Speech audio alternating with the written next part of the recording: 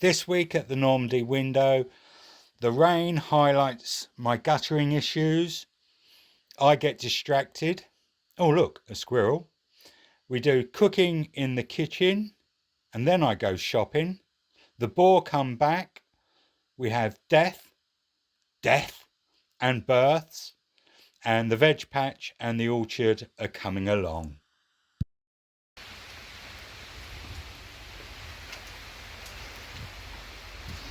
I'm standing under my porch and I'm getting wet. Hello. There was this glorious week of shorts and t-shirts. I'm back to the same old hoodie and work trousers. The weather's not great. It is, you can see it's absolutely tipping down and has been for a few days, which is slowing me down somewhat, but is teaching me loads about my guttering. Yeah, that seems a bit overwhelmed. And that's not good either, is it? Do you think that that's an attempted repair? Looking at that, so look, comes down from the guttering, comes down to there. You can see it's filled my water container up to here, and I'm just wondering, looking at that,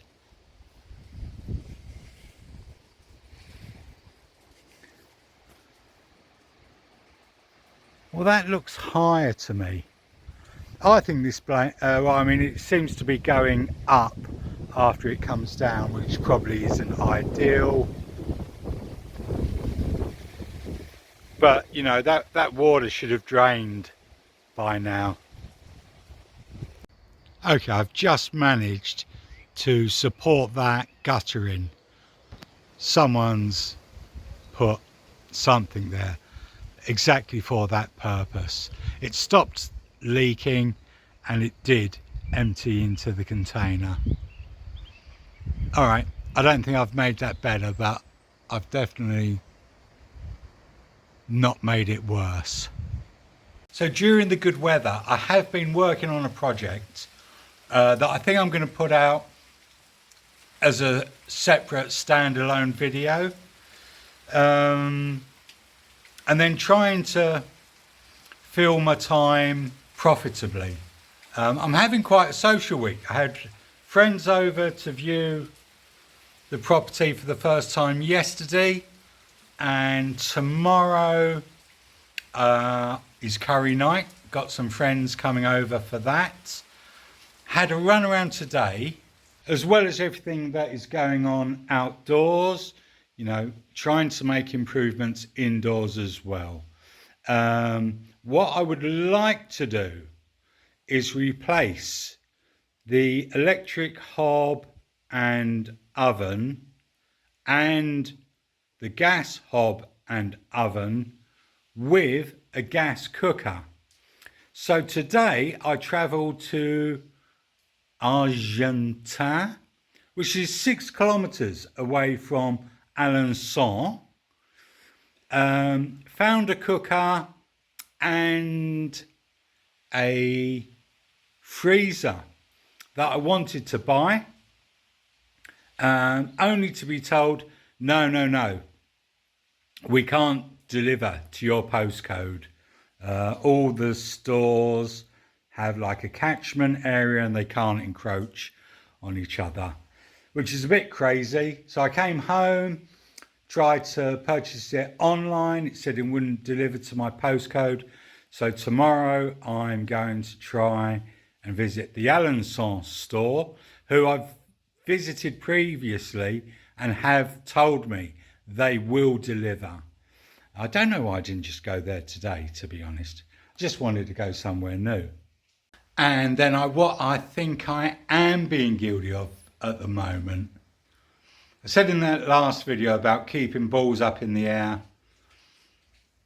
It's a very male thing, I think, to want to start and finish a project before going on to the next one.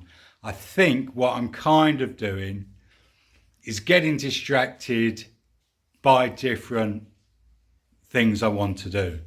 So things I want to do, one is that corner of the kitchen.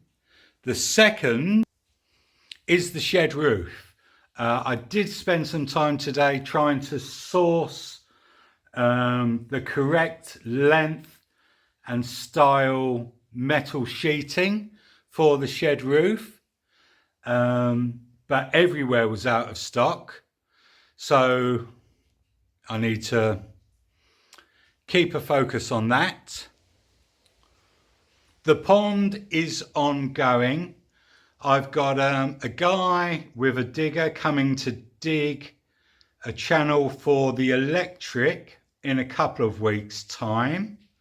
So when the electrician comes, he can put in the pump for the well.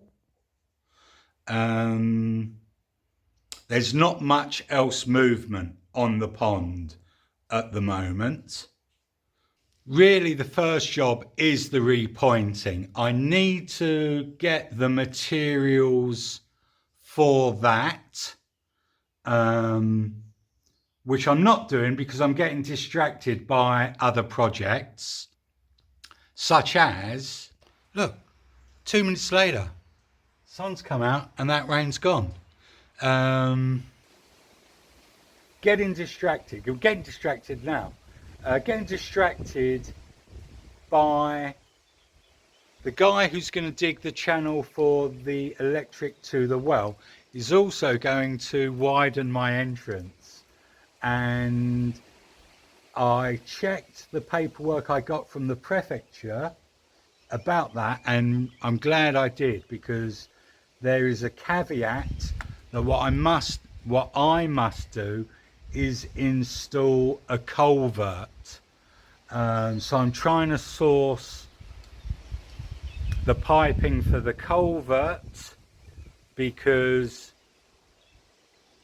that's going to occur the same day as the channel for the well is being done. So, without complaining about first world problems, it's all just getting a little bit hectic. But we'll get there, slowly. If it takes longer than it should, it takes longer than it should. This is my life now. This is what I do. One of the things I do want to do, though, whilst it is dry, is get out and check that trail camera and see if we've picked up any footage of our porcine guests. And as you can see, they've clearly been back. However, annoyingly, I've checked the camera and it hasn't worked. It hasn't taken any footage. I've spoken to the friend who lent it to me, and she thinks there's probably an error with it. So that can't be helped. I'd like to buy a trail camera. I think it'd be good to get it up on different places at different times, and this would have been the first instance when to use it. Again though, you can see, absolutely remove the top covering. I realised, look, we're under an oak tree, so what I think happens is the acorns drop, they start growing small oak trees, the boar then come along and go for the fresh growth and the roots on the saplings.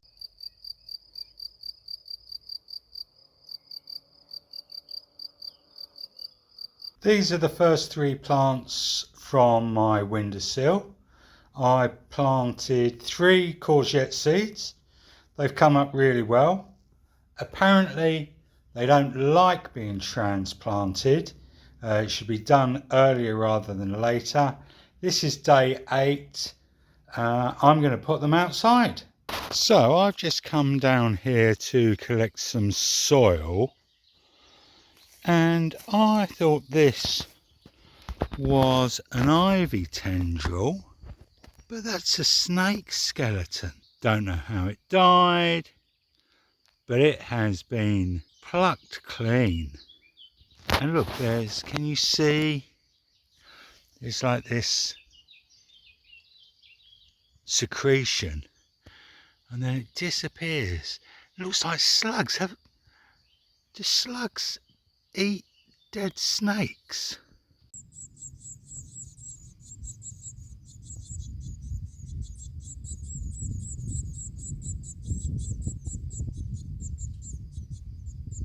Okay, and then I've made up about 2 litres of nitrogen feed. So let's go and give them some of that. So what I've done today is I've moved the tarp back a lawnmower's width and then some, just room for the tubs. Right, there you go then.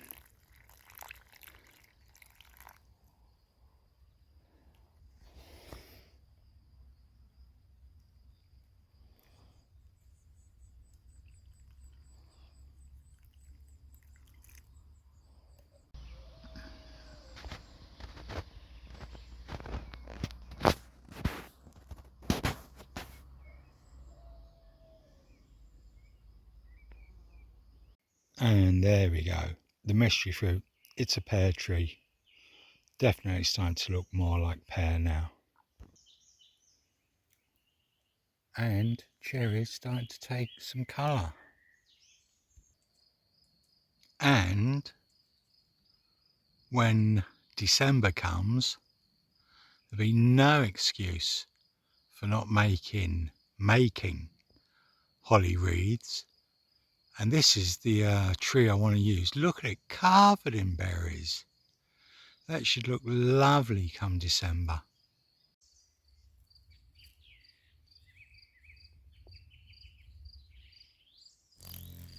Wet and windy. Let's go shopping. Perhaps the most boring content in the world, but I'm here in Darty in Alençon, and I've picked up a freezer for all the fruit and vegetables I'm going to have. And they didn't actually have the cooker I wanted in store, but I've gone for gas hob, 3 electric ovens, and it's going to be delivered just before the electrician arrives. That is a good morning's work. So I did my Duolingo practice this morning, and it says I'm elementary level, beginner, elementary, intermediate. So I'm elementary at the moment. However, if you can go into an electric retailer and say, "Je suis désolé, mais la vérité, je ne veux pas payer pour le tuyau parce que le feu est cher." I'm sorry, but to be honest, I don't want to pay for the pipe because the oven is expensive, and be understood. Do you know what? I don't think you're doing too bad. I know there are people, oh look at my stray eyelash hair, what an old man. You can come to France, never speak a word French, but you miss out on so much. You've got to try every day. Improve. And maybe that's beginning to be the message of the channel. You know, here I try and make something a little better each day. My French, I try and improve a little each day. Worst words to live your life by. So I said it is curry night tomorrow night, and I'm gonna try and get ahead of the game. I'm gonna make my sides today, and I'm gonna make chapati and bhaji, onion bhaji. Never made chapati before, but the recipe says 140 grams plain flour, 140 grams wholemeal, teaspoon of salt, 2 tablespoons of olive oil, some hot water. And you start by mixing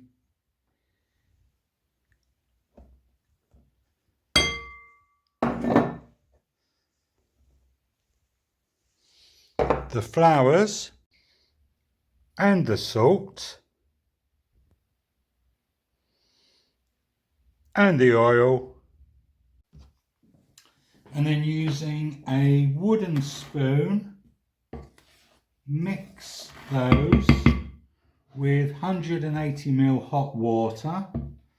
So add half of it.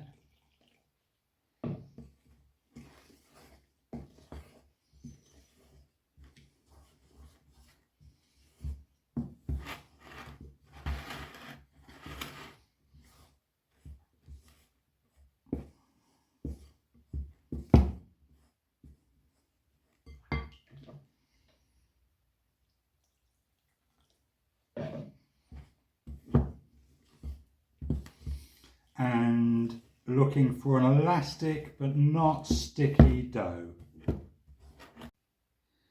And then that needs to be kneaded for 5 to 10 minutes till it's smooth. Okay, that's the dough kneaded. Now I need to divide it into 10 and then roll the 10 pieces into a ball. Divide it into 9 balls, and then they just need to rest for a couple of minutes.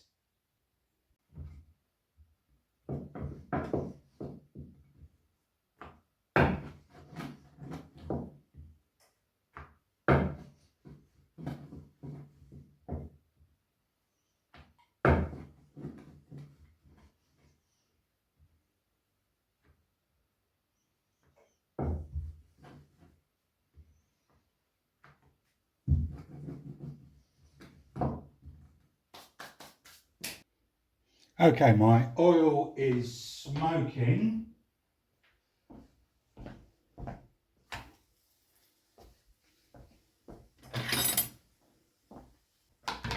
And it says about 30 seconds each side.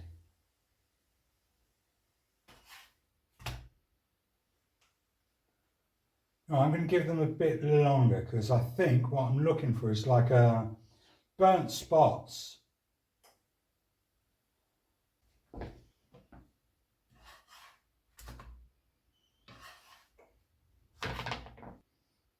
Maybe I could have done with a little more oil in my pan.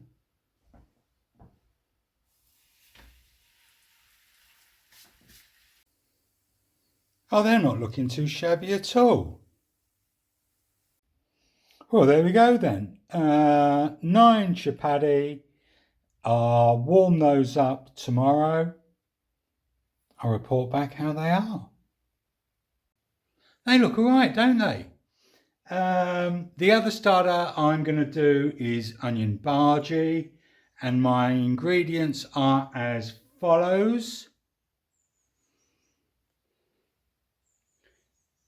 We've got 2 thinly sliced onions, 100 grams of gram flour, 75 grams of cold water, 75 ml, 2 garlic cloves crushed, a handful of chopped coriander, and then working around the clock face, chili powder, turmeric, masala, coriander leaf, cumin and salt. And the great thing about this recipe is it's mix your dry ingredients in with the onions. So let's do that.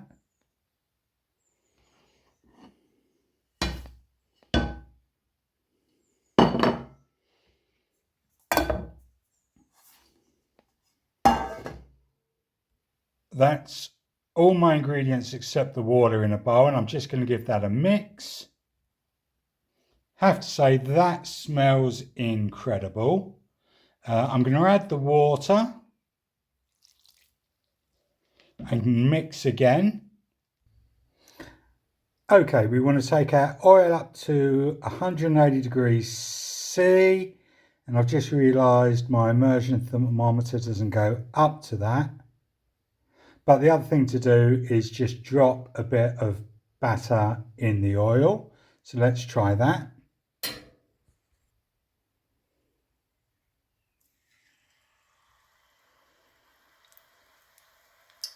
And it floats. That's what we're looking for. Okay, I can get about 3 of those in the pan at a time. I made a test.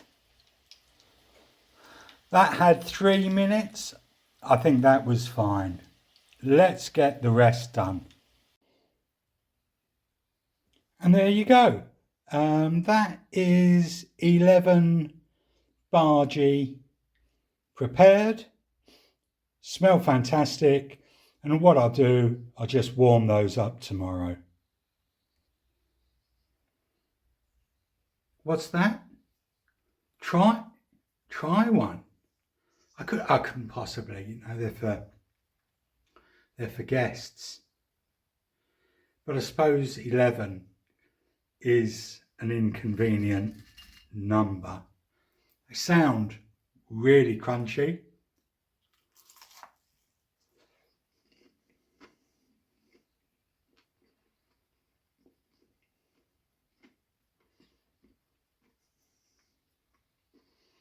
And they are crispy on the outside. And then stodgier, I think that's the right word, on the inside. But overall, I'll say,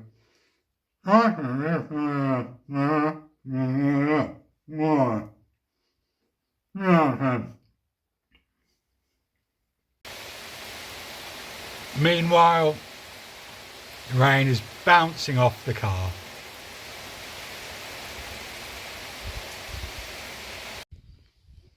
This is what I was talking about, distractions and one job leading to another. So I put the tomato feed on some of the plants, which started me thinking about plant feed, which reminded me you can make nettle fertilizer. It's supposed to be really good for the plants. So I've come down to get some nettles, but what I've actually been greeted with is just tons of sticky weed. So let's park nettles. Let's just clear some sticky weed, which is a thankless task which will never end. Okay, well done compost bins. I've got a bucket of nettles. We need to fill that bucket with water. As if I'd leave you without a little bit of wood cutting. Just a little more to help us through. Winter is coming. Okay, and I've given that a top up. That's our nettle fertilizer started. So hopefully we'll be using that after a while. And then a friend gave me some tomato plants today, So I've given up my room.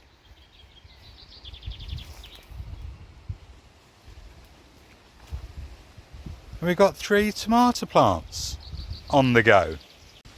So I think the tomatoes will actually be the last thing that I plant this year. Too many other things going on. But if I'm not mistaken, we're going to have 10 crops. So I've planted chili and rhubarb, neither of which will see a harvest this year, maybe not even next year. Veg wise, we're going to have potatoes, courgettes and tomatoes. Nuts, we'll have sweet chestnuts. I'm not going to include the beech nuts. I don't think I'll be interested in those. And then fruit, we should have apple, plum, pear and cherry. So I make it, that'll be 8 crops that we will either eat or drink at some point in the future. Watch this space, more news to follow. Dun, dun, dun, dun, dun, dun. Right, so I'm waffling. I'm going to call it there for this week. Thanks for watching. I hope it was entertaining. Feel free to like, share, subscribe, comment. If you'd like to, feel free to buy me a coffee. Have a great week and I'll see you next time.